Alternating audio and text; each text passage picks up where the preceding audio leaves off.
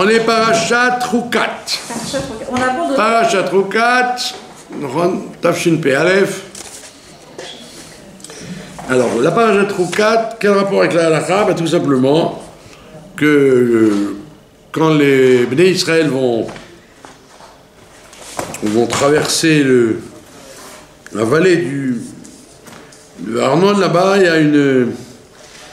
y a un grand miracle. Alors, comme il y a un grand miracle, ils vont chanter la Shira, la fameuse Shira du puits, Shirat HaBe'er, et à ce moment-là, on apprend de là que quand on a des miracles, on doit remercier Dieu.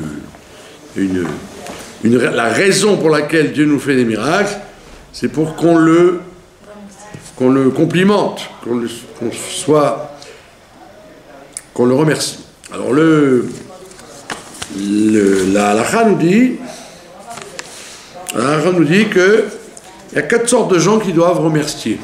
Rav, j'ai pas de stylo, vous n'avez pas de stylo? Pardon? Vous n'avez pas de stylo à me prêter, s'il vous plaît? La halakha nous dit il faut remercier Dieu. 4 sortes de gens doivent remercier Dieu, une base de 4 sortes de gens. Bon, tout le monde connaît, évidemment. Il y a ceux qui ont traversé la mer, ceux qui ont traversé le désert, ceux qui sont malades et qui guérissent, et ceux qui étaient en prison et qui en sont sortis. Comme dit on dit que c'est une référence au mot Chaim. Chaim, tout le monde sait ça. Chaim, c'est Chavouch, le prisonnier.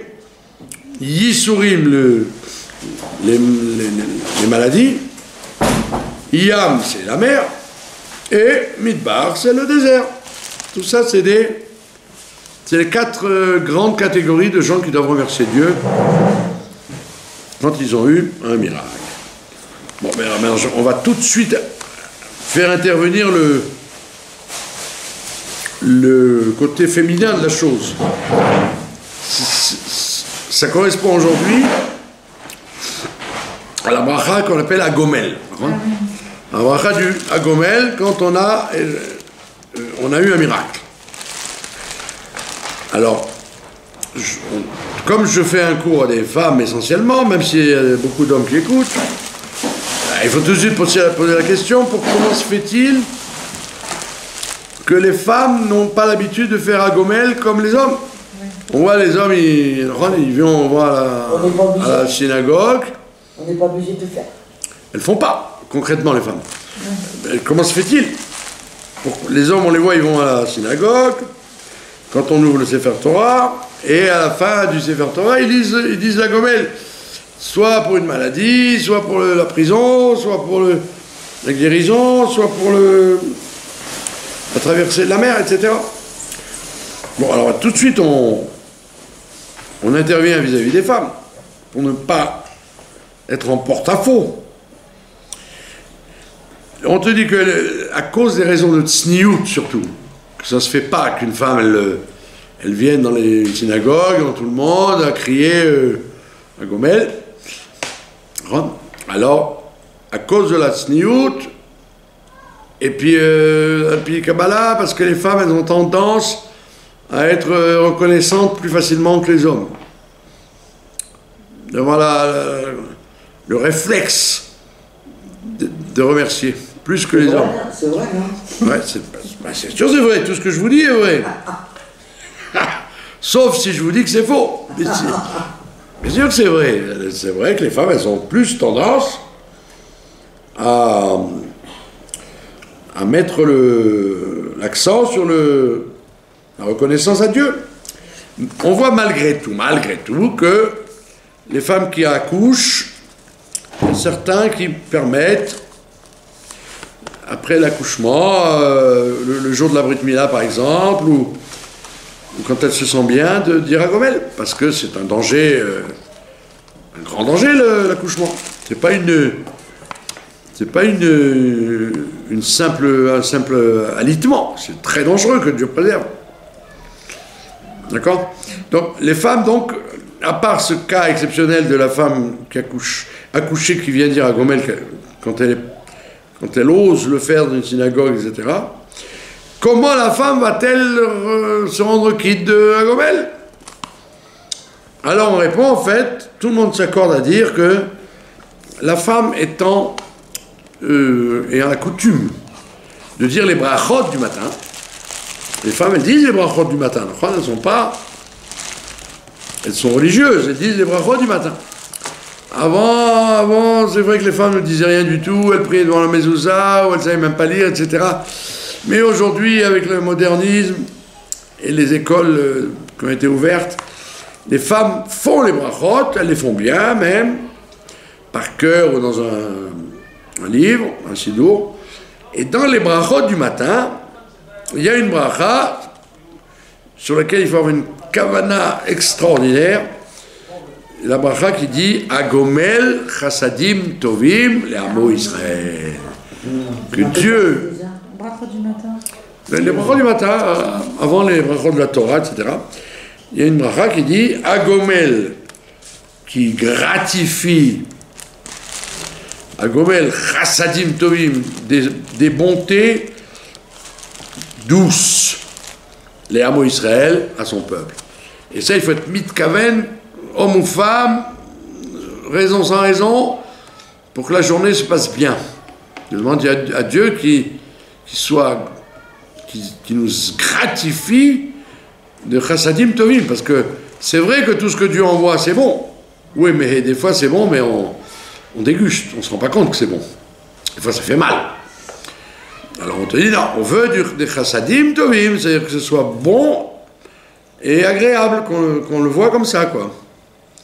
Je préfère recevoir un billet de 100 shekels dans la main qu'une amende de 100 shekels parce que j'ai traversé au feu rouge. Alors tu vas dire, les deux sont bien, c'est Dieu qui l'a envoyé, donc ces deux sont bien.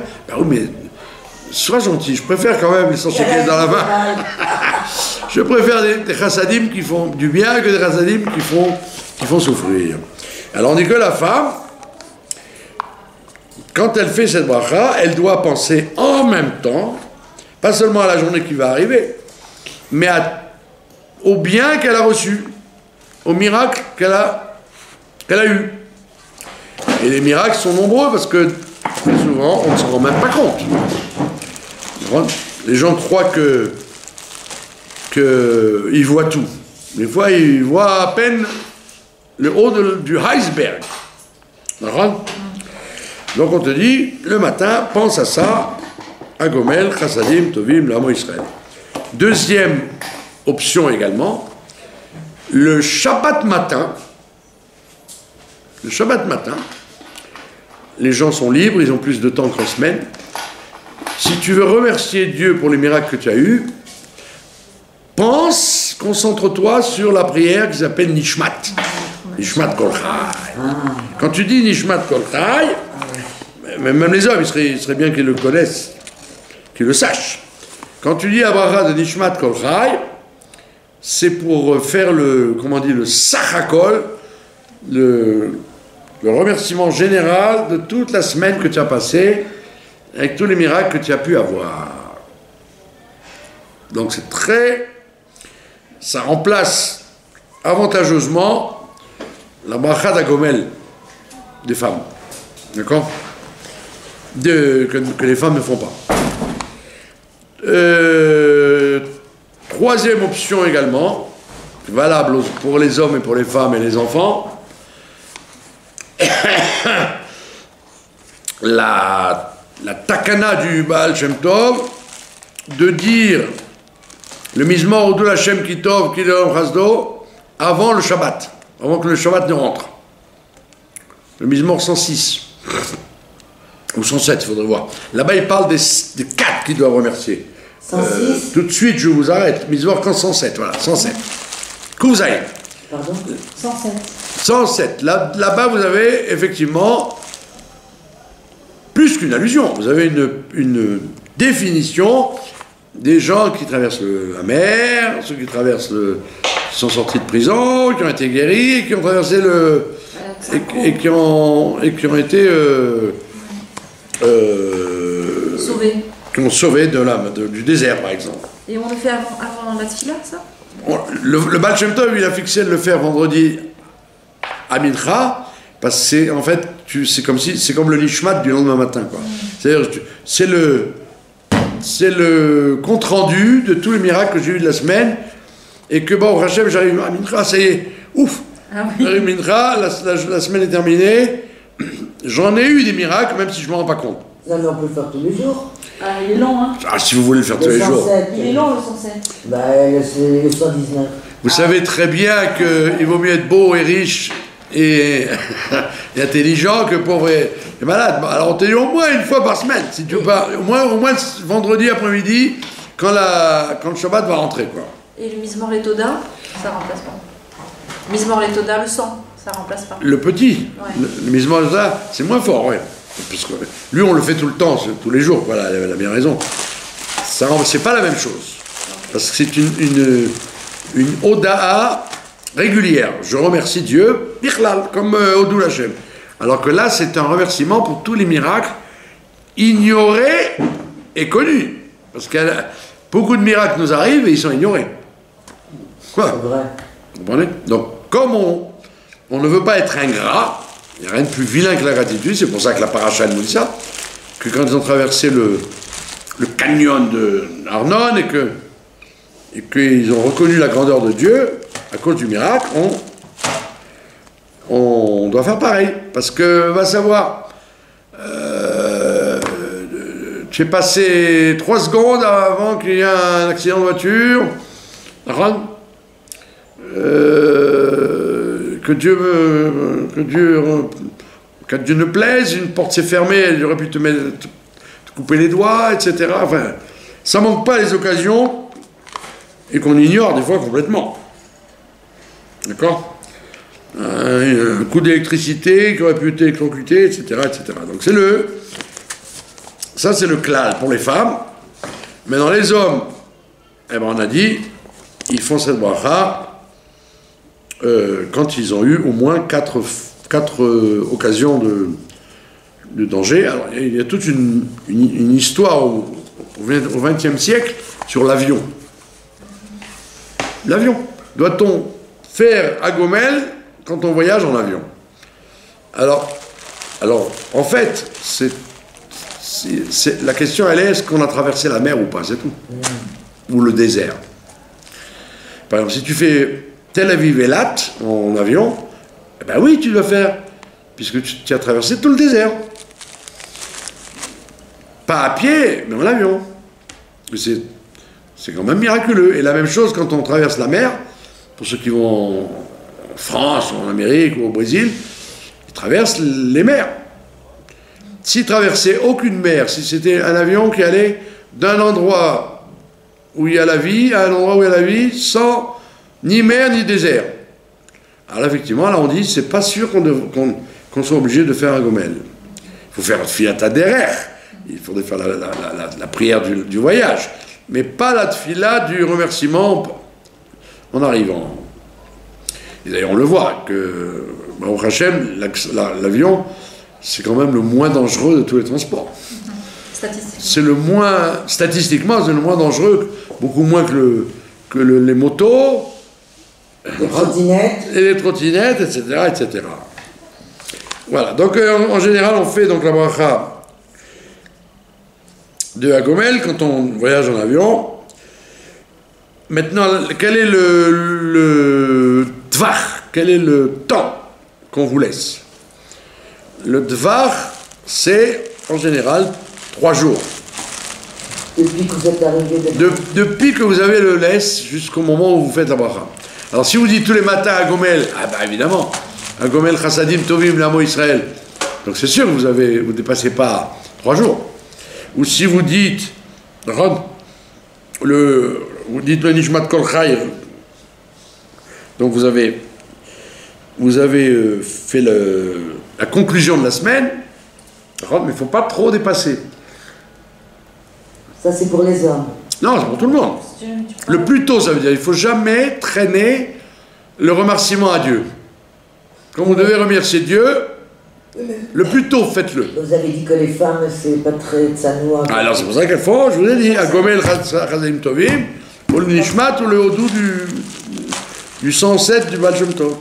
Elles font au choix. Maintenant, pardon. Elles font au choix Nishmat Kol Chai ou Mizmor 107 ou alors. Elles peuvent faire vendredi après-midi, ou même pendant Shabbat, en plein quand Shabbat rentre, Mizmor 107, et le lendemain matin, qu'elles aillent à la synagogue ou pas, le Nishmat Kol Chai. Ça mange pas de pain, comme on dit chez nous. C'est très bien. Mais maintenant. Nishmat Kol Chai, on peut faire tous les jours aussi. Ah oui, oui, c'est un peu long, hein. On peut le faire tous les jours. Ben oui. Moi j'ai fait pendant 1 an. Bravo. J'ai eu un miracle énorme. Ah ben voilà, c'est ça. C'est beau. Si vous avez un miracle, alors ça valait le coup. Un vrai miracle. C'est beau. Maintenant, il y a une... Maintenant, il y a une autre précision. Comme on dit chez nous. Chez les Breslev, les femmes, elles font ça en groupe presque tous les jours. Ouais. Tu connais Nishmat Kol Chai? Ouais. Maintenant, il y a une autre précision. Comme dit le proverbe, il faut cracher au bassinet, comme on dit chez nous. Ça veut dire quoi? Ça veut dire que très souvent, les brachot de remerciement doivent être accompagnés de brachot de consommation. Ça veut dire que si vraiment... J'ai pas compris. Pour manger. Si vous n'avez pas de raison, d'accord?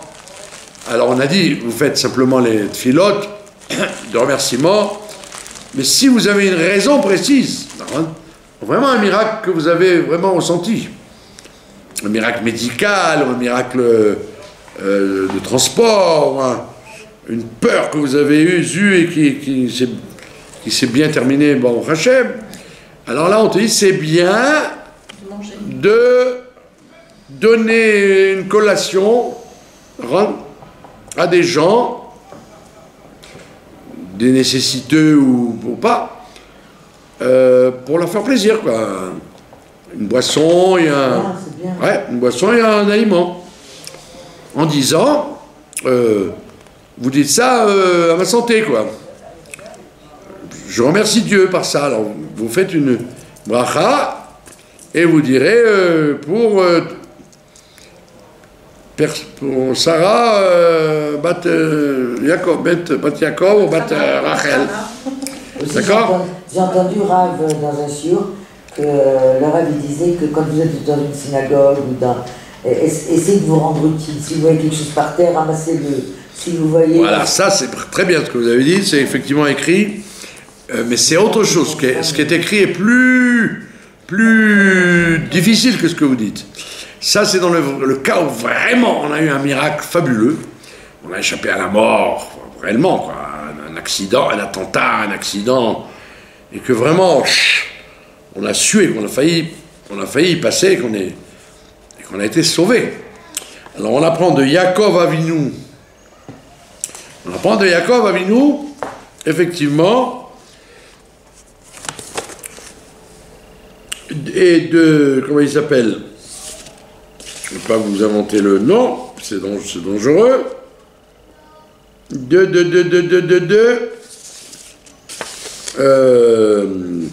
avec Yaakov Avinu, on apprend ça parce quand il a échappé à Esav et à Lavan, quand il est arrivé à Shrem, il a instauré une monnaie, et il a travaillé pour le Tzibour.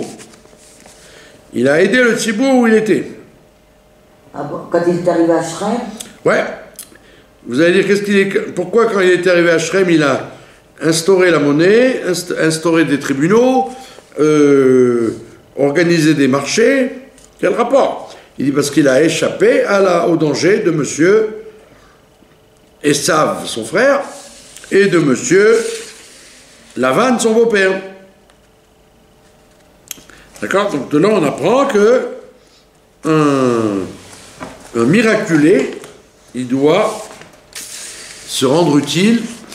Alors vous avez donné un petit exemple, ramasser des papiers, etc. à la synagogue. Là, on vous dit non, il faut prendre carrément une mission publique. Une mission publique sur soi. C'est-à-dire pourquoi? Il suffisait que je remercie Dieu avec Agomel ou avec Nishmat Kol Chai, et c'est bon. Ou alors avec quelques brachot dans la communauté. Mais nous, par rapport à nous... Avec... Pourquoi de prendre sur soi une responsabilité publique?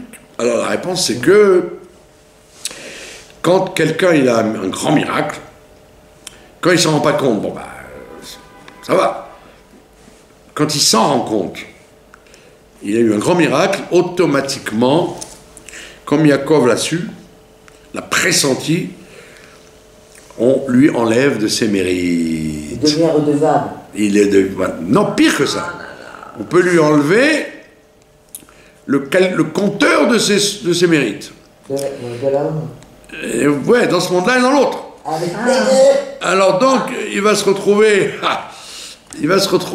on va lui dire, bah, Coco, bah, ça y est, hein, on t'a payé. On t'a payé, on t'a sauvé, tu te rappelles pas? Du terrible accident que tu aurais dû avoir, tu l'as pas eu? Waouh! Donc il se retrouve, comme mon ami qui s'était retrouvé, qui avait cru hériter de son papa, et puis, j'ai raconté, non? Oui. J'avais un ami, il avait l'ambition de s'acheter une très belle maison ici, parce son papa devait partir et devait lui laisser une très heureuse fortune, quoi. Plusieurs millions d'euros, comme on dit chez nous. Plusieurs millions d'euros. Pas mal, hein? Pas mal. Ouais. Donc son papa décède, lui, il fait son voyage pour aller chez le notaire, et puis il a les yeux qui... comme l'oncle Picsou, il se monte la tête, je vais acheter un penthouse de 2 étages, avec une piscine, il se fait un film, comme vous dites. Il arrive chez le notaire, bonjour monsieur, asseyez-vous. Bon, alors voilà, vous devez à l'État 300 ou 500 000 euros. Est-ce que vous acceptez l'héritage ou pas? Alors il dit, attends, je comprends, je crois qu'il y a une erreur là. C'est vous qui me devez... Ah non, pas du tout, monsieur, votre papa. Il a dilapidé tout l'argent qu'il avait, et il a joué, et il s'est endetté, et donc tous les millions d'euros qu'il avait, ben, ils se sont transformés en millions d'euros que vous devez. Choc de ta vie. Choc de sa vie, il a failli tomber à la renverse dans le bureau du notaire. Ah ouais. C'est de la peine. C'est horrible. Donc non seulement il n'a pas hérité, mais alors vite ils sont pressés de signer qu'il ne veut pas de l'héritage, qu'il ne veut rien. Donc les Havdil, c'est la même chose. Si la personne elle a eu un grand miracle, parce qu'elle a échappé à un accident terrible, ou alors un attentat, ou alors une maladie, ou quelque chose de formidable, alors il se peut qu'on lui ait fait un kizouz, une réduction de tous ses mérites pour le sauver. Donc il se retrouve compteur à zéro. Incroyable. Alors c'est pour ça qu'on dit, tu sais quoi, comme tu vis maintenant, tu ne vas pas mourir, ça va, bon Hachem, alors prends sur toi une responsabilité publique. Publique. Pas seulement, comme vous avez dit, gentiment, ramasser les papiers à la synagogue. Non, il faut que tu prennes une responsabilité publique. Soit de donner à manger à des gens pour le Shabbat, soit être responsable de Shlom Bayit dans un quartier, soit aider des femmes à accoucher régulièrement. Un truc lourd, quoi. Un truc lourd. Ce qu'on appelle une shlichut, quoi. Ce que je fais, moi, c'est... Ah vous, bah oui, c'est comme ce que vous faites, vous. S'occuper des autistes, etc. Je suis volontaire où je travaillais avant la retraite. C'est très beau. Ouais, c'est formidable ce que vous faites. En plus, j'adore ça, alors. Mais encore, à Levaï, qu'on fasse une chose bien et qu'on adore. Oui, c'est ça, un truc public. Soit aider des malades, soit aider des gens dans le besoin, matériellement ou spirituellement. Hein. Bah oui, bien sûr. Bien sûr, des gens... prendre... moi, je connais une dame qui m'a demandé quoi faire, elle n'a pas d'argent. Mais elle m'a dit, ce que je peux, c'est aider une vieille personne à la promener sur la chaise, l'amener à la coupe à trolley, l'amener faire des promenades tous les jours. Je lui dis, ben oui, faites-le. Ça vaut de l'argent, ça vaut beaucoup d'argent, une aide. Et d'abord, vous lui donnez le moral, parce qu'elle se sent. Elle vous attend pour sortir. Et en plus, vous lui rallongez la vie. Donc, c'est une très grande chléroute. Et ne croyez pas que comme c'est une personne, alors vous n'avez rien fait. Ça s'appelle Thibaut. Voilà. C'est à peu près. Ah bah c'est magnifique là ce que on peut en rajouter bien évidemment, mais il faut toujours en laisser pour la prochaine fois. Voilà, maintenant on va parler de la paracha elle-même. Ça c'était la halakha de la paracha. Ouais. Dans la paracha, il y a un phénomène que vous connaissez. On raconte là-bas que dans la partie qui s'appelle le 5,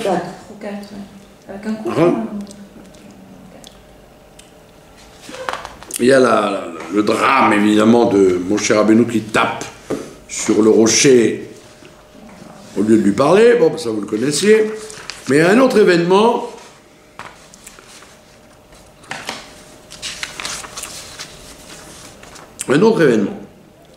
Qu'est-ce qui se passe? Le peuple est arrivé. Le peuple arrive dans ce qu'on appelle après le territoire d'Édom, et il commence évidemment, encore une fois, la nouvelle génération à grogner, à rouspéter en disant tu nous as fait monter d'Égypte pour nous tuer dans le désert, etc., etc., etc. Et on n'a pas d'eau, on n'a pas de pain, on n'a que du pain tordu, la manne, quoi. C'est la nouvelle génération, hein. Alors, comme c'est une exigence vraiment mal élevée de la part du peuple, de grogner alors qu'ils ont à nouveau le puits de Myriam. Ouais. À nouveau les nuées de protection et ils ont la manne. Et dans quelques temps, ils vont rentrer en Eretz Israël. La nouvelle génération, on parle. Et ils commencent à grogner, et à ce moment-là, Dieu sécrète des serpents. Des serpents brûlants. Des serpents qui brûlent. C'est leur venin. Voilà, et ils mordent le peuple, et le verset nous dit qu'il y en a beaucoup qui sont morts. Du serpent qui meurt, qui brûle. Et évidemment, le peuple vient chez Moshe en disant « Excuse-nous, nous avons fauté auprès de toi et de Dieu. D'accord? Enlève-nous ces serpents brûlants. » Évidemment, Moshe prie, et non seulement il prie, mais il fabrique le fameux signe d'Esculape des docteurs. Il fabrique le caducée, d'accord, d'un serpent qui monte sur un étendard, et il dit aux gens qui ont été brûlés, qui risquent de mourir, levez les yeux au ciel vers le serpent, et vous vivrez. Si vous regardez le serpent, en plus, comme dit Rachid, il a pris un serpent en cuivre, en nechochette. Comme dit Rachid, l'hébreu marche ensemble, nachash, nechochette. Un serpent en cuivre, en français ça colle pas, mais en hébreu ça marche très bien, nachash, nechochette. C'est quoi nachash, nechochette? C'est le serpent. C'était un serpent en cuivre qu'il fallait regarder, et quand vous le regardiez, ben vous n'aviez plus la brûlure du serpent. Ah, c'est pas... Vous étiez soigné par le regard vers le haut. Mais c'était pas un serpent vivant? Non, c'est un serpent en cuivre. D'accord? Alors évidemment, la question se pose. Quel rapport de mettre un serpent en cuivre pour soigner un serpent pour de bon? Quel rapport? Tu m'aurais mis une Magen David ou une mezouza en hauteur, je sais pas moi, des téphilines en hauteur, qu'est-ce que tu mets un serpent en hauteur? Alors on répond qu'en fait... Ça va avec le Chet HaRishon? Non, ça a un rapport avec le principe du vaccin. Quoi? Du vaccin. Le vaccin, c'est quoi le vaccin? C'est vous inoculez la maladie à la personne. Le Covid? Ouais. Vous lui mettez la maladie en miniature et elle apprend à se défendre et elle se soigne d'elle-même. En fait, le Admorazaken, dans son livre, dans l'Écoute Torah, il explique que, et ça c'est très important, il explique que le mal sur terre, comme le serpent qui rampe et qui brûle, et qui est sur terre, qui n'est pas dans les airs, il dit en vérité, quand tu réfléchis bien, il est fort probable que ce que tu crois être un élément qui va brûler et faire du mal, si tu regardes à la source, il est peut-être un élément de guérison. Que ce que tu croyais être la cata, comme on dit, la catastrophe, on ne rendait pas compte, nanana, ça va se retourner comme étant une bracha et une embellie. D'accord? C'est exactement, si vous avez remarqué, on vit les parachutes au fur et à mesure. Alors, Korach, la terre, elle s'ouvre à l'hôpital Sharet Tzedek. Là, on vous dit, le gouvernement anti-religieux, anti-Torah, anti-peuple, il a été élu. Aïe, aïe, aïe, aïe, va voir ce qui va nous arriver. Attends, tu crois que c'est un serpent qui va piquer, mais peut-être qu'en fait, ce que tu crois être à l'origine d'une malédiction, ça peut se déjouer en plus grande bénédiction que ce que tu aurais pensé. On espère. Les Arabes, ils vont faire respecter toutes les lois juives. Allez savoir. Que les Chilonimes, ils n'ont pas voulu qu'on fasse. Vous allez prendre on va expliquer la profondeur du serpent. C'est quoi le serpent? Pourquoi, comme vous avez dit, le serpent, c'est un rapport avec la faute d'Adam Rishon? Ben évidemment. Dès qu'on va parler de serpent, on pense tout de suite à Adam Rishon et sa femme qui se font comment on dit, baratiner par le serpent. Quel est le point sur lequel le serpent il joue? Le serpent il joue sur les sentiments. Le serpent il te dit au niveau intellectuel, il n'y a aucun problème. La Torah est vraie, Dieu existe, tout ira bien, te casse pas la tête. Mais moi je te prends pas au niveau de l'intellect, je te prends au niveau des sentiments, je te montre des images effrayantes. Ce qui ne va pas dans le monde, je te fais peur. Je joue sur tes sentiments. La démocratie, c'est quoi? C'est jouer sur les sentiments. Vous n'avez pas honte parce qu'il est noir et qu'il a volé, alors vous le condamnez. Parce qu'il est noir, hein? Pas parce qu'il a volé. Les pauvres, ils sont homosexuels, mais vous ne vous rendez pas compte comme ils souffrent. Et la pauvre dame, elle a quitté son mari. Mais vous ne vous rendez pas compte, elle avait besoin d'autres hommes, la pauvre femme. Vous ne pouvez pas quand même lui jeter la pierre. Vous n'allez pas la priver quand même. Donc ça veut dire que le système du serpent, c'est de travailler, de nous jouer sur les sentiments. De nous la jouer, de rendre le cœur. Le bon Dieu me comprend. Le bon Dieu, il me comprend. D'accord, et ça, on te dit, ça, c'est très très dangereux. Parce que Dieu, il a créé un cœur, c'est évident. C'est bon, c'est très bien, il a créé un cœur. Sinon, on serait des machines, on serait des robots. Mais il a créé la tête aussi. À mort se l'est à la lettre. Eh oui, la tête doit dominer le cœur. Ça veut dire que tu dois pas seulement jouer sur les sentiments. Tu dois jouer sur la vérité. Est-ce que la vérité, elle va influencer ta vie et les choses? Donc c'est ça qu'il faut voir.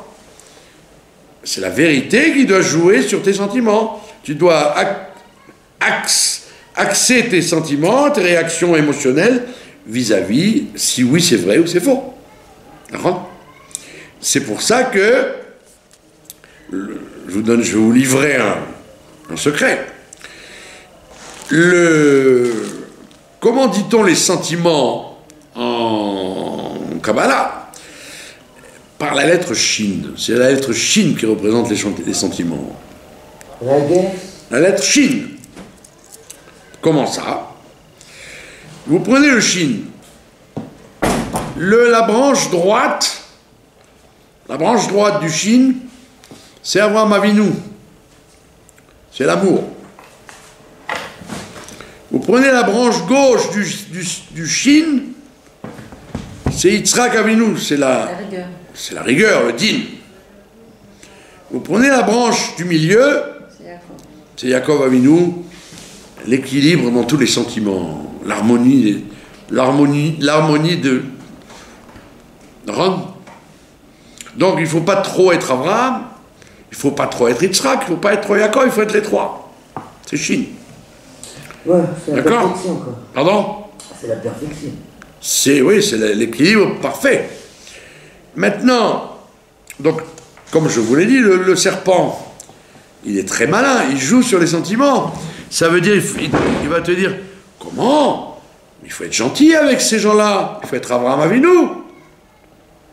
Donc, ting, tu déclenches la branche droite qui est en toi. Alors, l'amour, la pitié, le don, la gentillesse, pour n'importe quoi, peu importe. Avraham Avinu, il faut être Avraham Avinu. Même sur Ishmaël, même sur les gens méchants, il faut être bon, il faut être Avraham. Oui. Avraham Avinu, on lui reproche ça, d'avoir voulu être trop gentil avec Ishmaël. Il aurait dû dire, ce qui arrivera à Ishmaël, ça ne me regarde pas trop parce qu'il va nous faire des problèmes jusqu'à la venue de Mashiach, celui-là. Mais nous, Rav n'a pas à être bon avec les méchants. C'est le serpent qui dit ça. Ah, d'accord. Le serpent, il vient, il te dit, sois gentil, et sois ouvert à toutes les permissions, sois Avraham Avinu. Tu sais bien qu'on est des descendants d'Avraham Avinu. Ou alors, le serpent va te dire, oh, il faut être Yitzhak, il faut être sans pitié pour les gens durs et les gens méchants. Sans regarder si les gens sont si durs que ça et si méchants que ça. D'accord? Comme disent les journalistes, dès que tu as une photo d'un soldat, donc c'est obligé, c'est le soldat, donc il a tort par rapport à la pauvre femme en face, désarmée, ou le pauvre enfant qui pleure. Donc on te dit, le serpent il te dit, il faut être dur, il ne faut pas laisser faire l'injustice dans le monde, il faut se soulever les barricades. Comment ils ont viré Netanyahou? C'est ça, se disant, contre la corruption, contre il a pas honte, il a pris des cigares, il a pris des bouteilles de champagne. Je suis Yitzhak, la rigueur, la justice, la pureté des mœurs. Comment on peut être un président qui détourne des bouteilles de champagne? Donc le serpent, il a toujours une technique de te jouer sur le point faible. Ou alors, il te joue sur le... Il faut faire comme Yaakov Avinu. Il faut être équilibré, il faut être mesuré. Il ne faut pas en faire trop. D'accord? Je te donne une claque, il faut tendre l'autre joue, etc., etc., etc. Donc le serpent, il ne réfléchit pas. Il ne te dit pas de réfléchir. Il te dit, il faut ressentir. D'où vous savez, vous ne connaissez pas ça, mais je vais vous le dévoiler. Quand la télévision est arrivée dans le monde, dans les années 50-60, Ben Gurion, il a refusé de faire entrer la télévision en Israël. Il s'est opposé à l'introduction de la télévision. Il a dit la radio suffit. C'est une première ça. Alors ils ont dit mais tu es fou, mais tu te rends pas compte, dans le monde entier, ça devient le top, la télévision. Tu vois l'Amérique ou l'Europe sans télévision, c'est inconcevable. Si on veut être un pays moderne, il faut absolument faire rentrer la télévision en Israël. Et il a dit non. Alors ils lui ont dit, toi qui es ouvert, tu es socialiste, tu es... Un grand gaucho. Oui, le gaucho de l'époque. C'est quoi la raison? Tu es fou. Il a dit, dès qu'on fera rentrer la télévision en Israël, on fera rentrer l'abêtissement des masses. Et je ne veux pas. Je veux que les gens continuent à réfléchir. Avec une radio et le journal, tu peux encore réfléchir. Si je te montre des images, ça y est, l'image t'a fait taire. L'image, elle te fait taire. Tu as vu? Rav, ils ont fait des statistiques. Et en plus, quand c'est en couleur... Qu'une plante a plus d'action... Pardon? Ils ont fait des statistiques. Une plante, oui, elle vit plus, elle est plus en action qu'un cerveau qui regarde la télé. Ben exactement. Ça veut dire que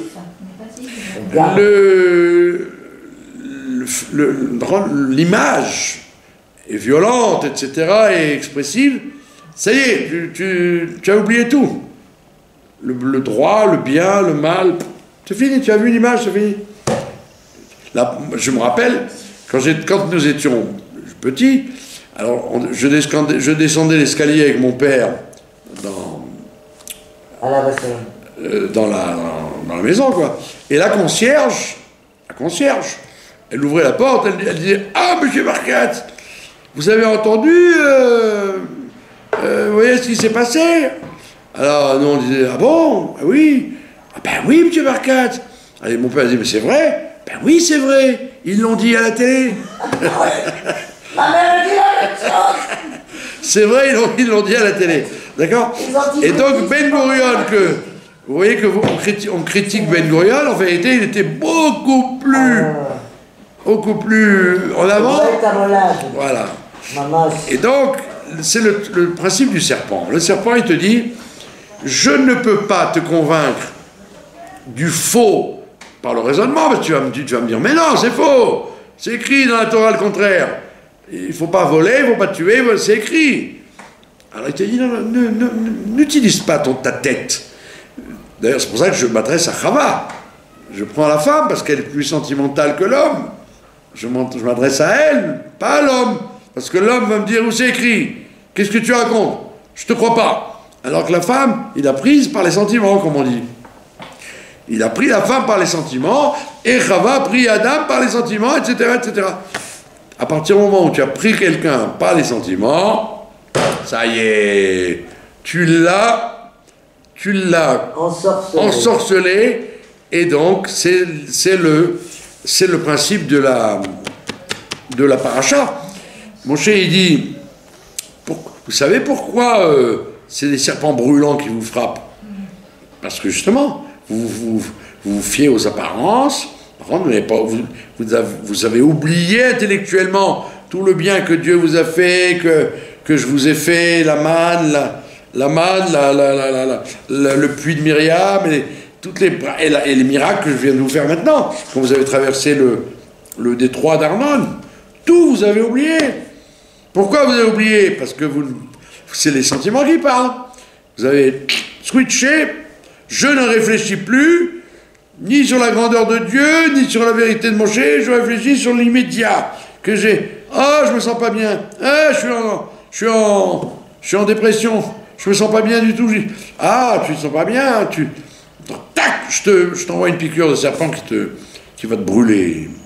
Comme j'ai entendu une histoire que le secrétaire de Khadakov, qui était le secrétaire du rabbi, il s'appelait Binyamin Klein. Groner, c'était le secrétaire, ainsi que Krinsky, etc. Mais Klein était le secrétaire de Khadakov. Mais en réalité, il était très, très, très souvent dans le bureau du rabbi, parce que c'était quelque sorte le ministre des Affaires étrangères. C'est lui qui faisait les relations avec les ministres ici, qui faisait les rendez-vous pour Begin, pour Sharon, pour tout ce qu'il y a eu, c'était l'éminence grise. Et Benjamin Klein, c'était quelqu'un d'extraordinaire parce qu'il était en plein Farbringen où il y avait le rabbi faisait des pirouettes et tout le monde sautait en l'air, complètement hystérique, c'était fou. Lui, Benjamin Klein, il avait un petit cigare éteint, il était comme ça. Comme un garde du corps. C'est le Yerushalmi classique. C'est-à-dire le rabbi était et genre tout le monde sautait en l'air, les chaussures se déchiraient, les chapeaux sautaient, et lui il était d'une froideur historique. Pourquoi? Parce qu'il n'y avait pas besoin de s'exciter, lui, c'était l'attachement pur. Et on raconte qu'un jour il rentre dans le bureau du rabbi à son heure de travail, et il voit une pile de lettres énorme sous le bras du rabbi, comme ça. Alors il demande au rabbi, ça en fait du courrier. Et le rabbi lui répond, la moitié des lettres qu'il y a là, elles auraient pu être évitées si les gens avaient étudié le livre de Rabbi Bachia Ibn Pakuda, le livre de la Sha'ar HaBitachon, la porte de la confiance en Dieu. Si les gens avaient étudié et ils s'habituaient à lire on l'avait déjà faite, si vous l'avez peur, on l'avait commencé. Le Sha'ar HaBitachon, la porte de la foi. Là-bas, Sha'ar HaBitachon de Rabbi Bachia Ibn Pakuda. Et quand le Rayatz, il dit Tracht gut und Zayir gut, pense bien et tout ira bien, pense bien et tout ira bien, il le tire de Sha'ar HaBitachon en fait. Les gens ils croient que c'est un proverbe que le Rayatz a inventé. Non, c'est la contraction de Sha'ar HaBitachon du Rabbi Yachia Ibn Pakuda. Bon, c'est un livre qui a été écrit en arabe à l'origine. Bachia Ibn Pakuda. Et il a écrit le devoir des cœurs, Chovot al-Levavot. Et le Sha'ar HaBitachon, c'est le même livre. Il y a plusieurs portiques. Voilà, et un des portiques, c'est le portique de la confiance en Dieu. Et le rabbi dit à Binyamin Klein, la moitié des lettres qu'il y a là, elles auraient pu être évitées si les gens avaient étudié et pratiqué ce livre. Ça veut dire qu'ils ont laissé la tête ne pas travailler, et c'est que les sentiments qui travaillent. Et évidemment, c'est le pessimisme, c'est je sais pas, que j'ai peur de l'avenir, j'ai peur pour moi, pour ma femme, pour mes enfants, pour ma parnassa, pour ma santé. C'est tout un manque de confiance qui vient, c'est le travail du Nachash. Le Nachash, il prend au sentiment. Et ça devient anarchatique, ça devient anarchique. Voilà. Et c'est pour ça, donc le grand secret de cette histoire, je vous le confie de façon contractée. Vous prenez le mot Nachash, c'est Nach, que viennent se reposer, Nach, Shin. Que le système émotionnel se repose. Nach, Shin.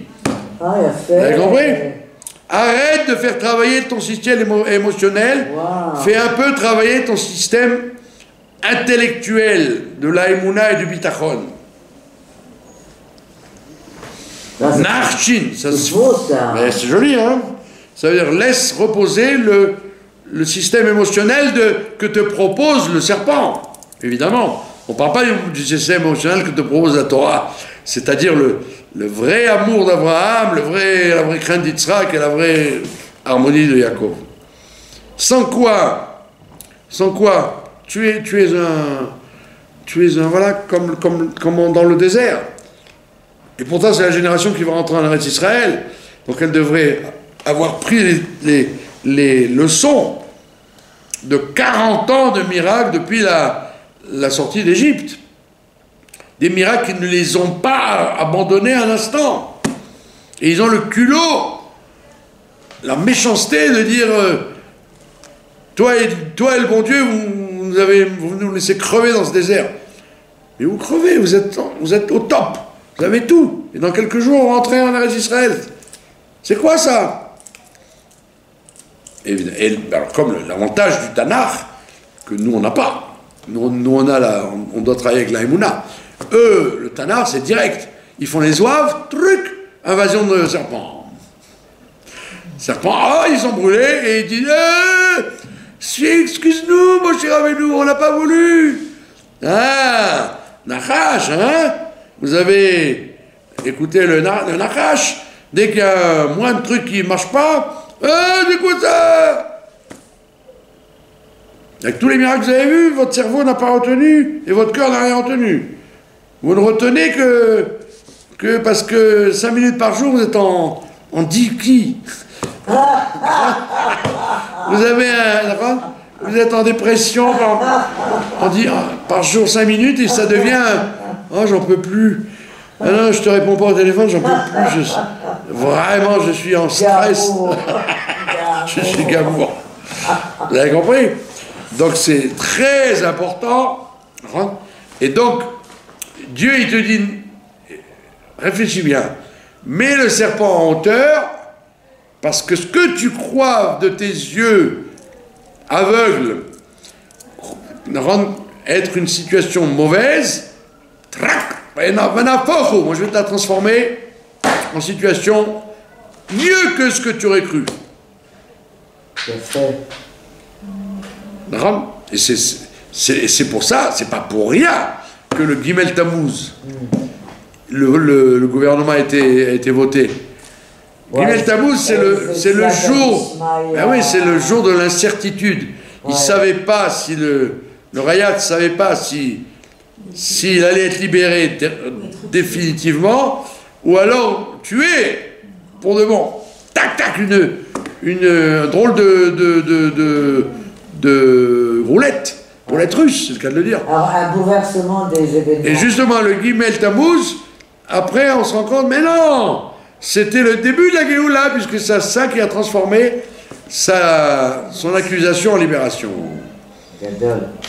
Alors, le fait que Dieu nous ait envoyé ça, Gimel Tammuz, c'est pas personne ne l'a provoqué, même eux, ils ne savaient même pas. En plus, la paracha des Méraglés. Voilà. Donc ça veut dire que toi, tu peux imaginer, après tout ce qu'on a subi, le corona, et le machin, encore un gouvernement qui va nous faire du mal. Mais tu n'en sais rien du tout. Tu peux arriver à des D'abord, des conclusions. Les Arabes, ils vont se débarrasser des homos. Allez, ça, exactement. Vous pouvez imaginer qu'en fait... Puisque nous, on n'a pas été capable de faire les Juifs, ils vont faire les Arabes. Voilà, vous pouvez imaginer qu'en fait, c'est toujours comme ça dans la vie, ce que tu as cru être le top, ça s'est dévoilé comme le médiocre. Ouais. Et ce que tu croyais être le drame peut se dévoiler comme le meilleur. Ouais. Et ça, c'est comme ça dans la vie. Il faut absolument... C'est-à-dire, à cause de voilà. Et toi, tu as la force, en regardant le serpent là-haut, de dire, ne regarde pas le serpent en bas, qui brûle et qui fait du mal. Regarde son origine. D'où vient son origine, c'est peut-être... La réia, voilà. C'est comment ton œil va voir les choses, et c'est pour ça que c'est indispensable d'étudier ce charabitachon, en fait, de se l'intégrer, de dire que ma pitome que tu t'inquiètes de quelque chose, peut-être que c'est Il n'y a vraiment pas de quoi. Et Comme il y a des gens, je leur dis, vous êtes comme les Français, vous êtes vraiment des Français. Les Français, c'est comme ça, c'est toujours le verre à moitié, grave. le verre est à moitié vide. Grave. Mais regarde plutôt qu'il est à moitié plat. Et en vérité, il est peut-être très plein. Il y avait un grand, comment on dit ça, un grand conférencier. Maître de conférence. Maître de conférence, je ne me rappelle plus de son nom, je ne veux pas dire de bêtises. C'est un Rav très très aimé, très, très populaire. Il est, je crois qu'il, je ne sais pas s'il est mort ou vivant encore, je crois qu'il est parti. Il était tout petit, comme vraiment presque un an. Quand vous le voyez, vous disiez, oh là là, celui-là il va faire une conférence, mais qu'est-ce qu'il va bien pouvoir nous raconter, hein? Il n'a pas la stature. Il n'a pas la stature. D'accord? Et alors, il a fait rire les gens, il a dit, vous savez, parce que les gens, il était toujours optimiste. Les gens, vous sortiez de là-bas, vous étiez, vous voyez tout en rose. Alors il dit, vous savez pourquoi je suis tout le temps optimiste? Parce que comme je suis minuscule, alors quand je suis dans les buffets, dans les mariages, alors je m'approche et je vois les verres, mais je les vois toujours entièrement pleins. Enfin, je suis tellement petit que je vois le verre, mais il est entièrement plein, tout le temps. Je le vois jamais, même s'il y a un fond, je vois le verre toujours plein. Alors les gens, ils rigolaient, mais en réalité, c'était un travail qu'ils faisaient sur lui. Effectivement, c'est comme ça qu'il faut voir les choses. Il y a un question avec la paracha de Meraglim, Raya Shalaim. Réa, ouais. Leur vision. Ce qu'ils ont vu, c'était magnifique, mais c'est de la façon dont ils l'ont interprété. C'était que le cos, il était très. Voilà, exactement. C'est le drame des miracles. C'est que Dieu, il leur fait des miracles pour pas qu'ils se fassent attraper. Donc il fait des enterrements partout. Pour pas que, quand il y a des enterrements, les gens ne pensent pas avoir des étrangers. Quand vous allez dans un mariage, une tête nouvelle, vous dites, tiens, je ne connais pas celui-là, qui c'est ça? Mais dans un enterrement que Dieu préserve, vous ne regardez pas les têtes, vous êtes occupé à la peine que vous avez de la personne qui est partie. Donc Dieu, il a fait ce naisse qu'ils étaient toujours collés dans des enterrements pour ne pas que les gens les observent et les repèrent. On dit, tiens, il y a des espions là, qu'est-ce qu'ils viennent faire ceux-là? Et eux, ils ont dit, vous vous rendez compte? C'est un pays qui tue ses habitants. Ils en crèvent. Interprétez tout dans le mauvais sens. Vous avez compris? Ouais. Donc c'est pour ça que la parachat, on l'appelle Nachash Nechoshet, pour te dire qu'en vérité, comme le serpent physique, il s'est transformé en objet de guérison, quand Moshe a porté le drapeau, le bâton, de la même façon, toute situation qui te semble être une situation catastrophique, tu peux en vérité, si tu la vois bien, la faire remonter à son shoresh, à sa source, et voir qu'en vérité, elle est l'objet d'une bracha et pas l'objet d'une clara. Et c'est nous qui la transformons. C'est nous, voilà, c'est pour ça que Shara Bitaron, il te dit un truc, tous les gens qui lisent ça, ils disent, mais il est fou, comment il peut dire ça? Le Maria Ibn Pakuda, il te dit, l'existence, c'est toi qui la fabriques. La réalité. C'est toi qui fabriques la réalité. C'est pas la réalité qui vient dans ta figure et tu es obligé de te mesurer avec elle. Il dit, c'est toi qui fabriques la Metsiout. Il est en français, ce livre? Ouais. D'ailleurs, il a été traduit en français par quelqu'un de peu recommandable. Et après, ils l'ont traduit proprement. Il est en vente chez Galia ou... Moi, je l'aime.